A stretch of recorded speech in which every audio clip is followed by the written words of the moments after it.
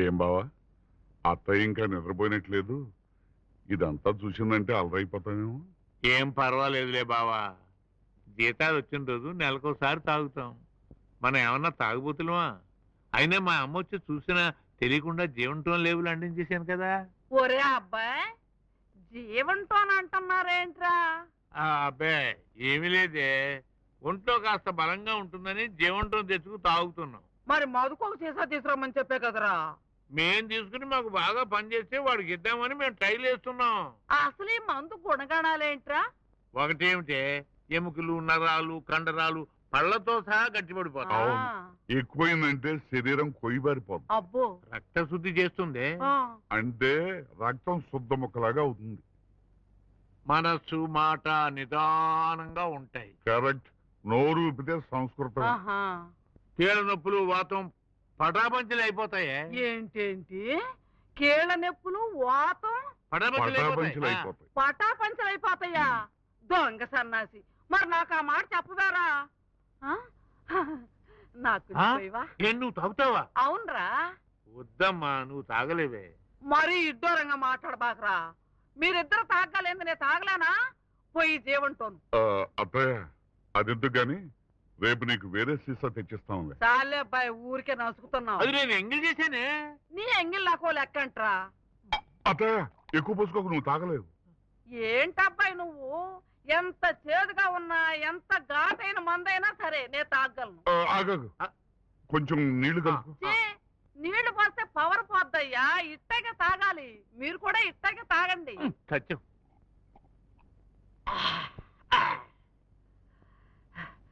జీవంతో రుచిగానే ఉందబ్బాయ్.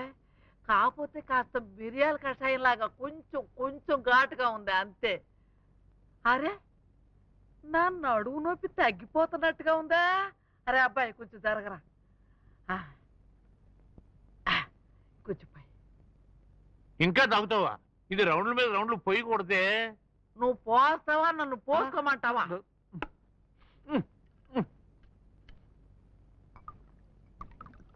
కొంచెం పొయ్యిరా.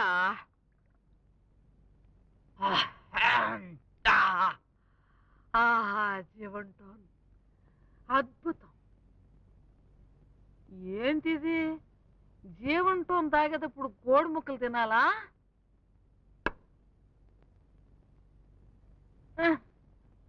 ముదురు కోడి. దీనికి కూడా కొంచెం జీవంటోని పోయిరా. దీనికి కూడా జీవంటోని పోయి. మీరు కానివ్వండి.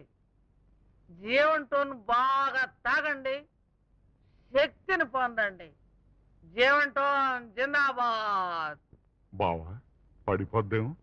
పడిపోద్దు కానీ పడుకుంటది. నువ్వు కానీ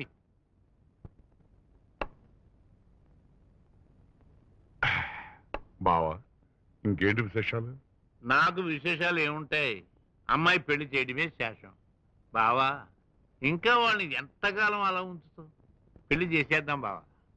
అది కుదరదు బావా. అదేమిటి, మొన్నటిదాకా చేసేద్దాం చేసేద్దాం అనుకున్నావు? నువ్వేమన్నా మాట మార్చుకున్నావా? బావా నీకైనా మంది ఎక్కువైందటయ్యా. ఈ అచ్యుతరామయ్య ప్రాణం పోయినా సరే ఆడిన మాట తప్పడయ్యా. ఆడికి ఆ ఎస్ఐ సెలక్షన్ అయ్యి ఉద్యోగం వచ్చిన తర్వాత నేను మొట్టమొదటిగా చేసే పని వాళ్ళిద్దరు పెళ్లి చేయటం. వాడికి ఉద్యోగం రాకపోతే వచ్చే లోటు ఏమిటయ్యా? అమ్మాయి ఉద్యోగం చేసి సంపాదిస్తుంది కదా, ఆ సంపాదనతో ఇద్దరు హాయిగా బ్రతకొచ్చు. ఏంటే? ఆడపిల్ల సంపాదనతో బతకడం మా వంశంలో లేదయ్యా.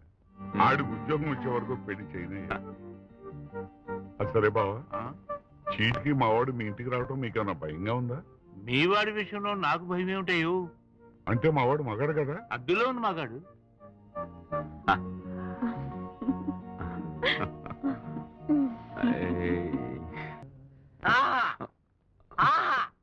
కన్నుల పండగ ఉందిరా సీను.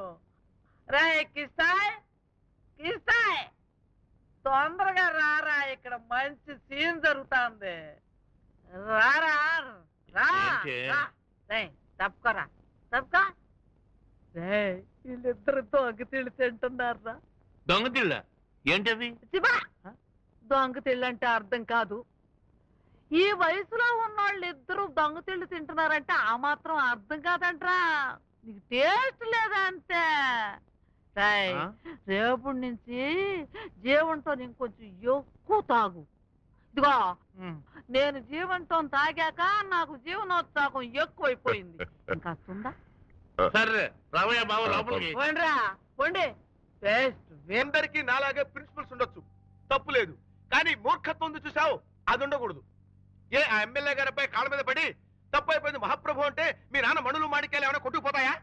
చెయ్యని తప్పుకి ఎదుటి వాళ్ళ కాళ్ళ మీద పడేంత పిరికివాడు కాదు మా నాన్న. న్యాయం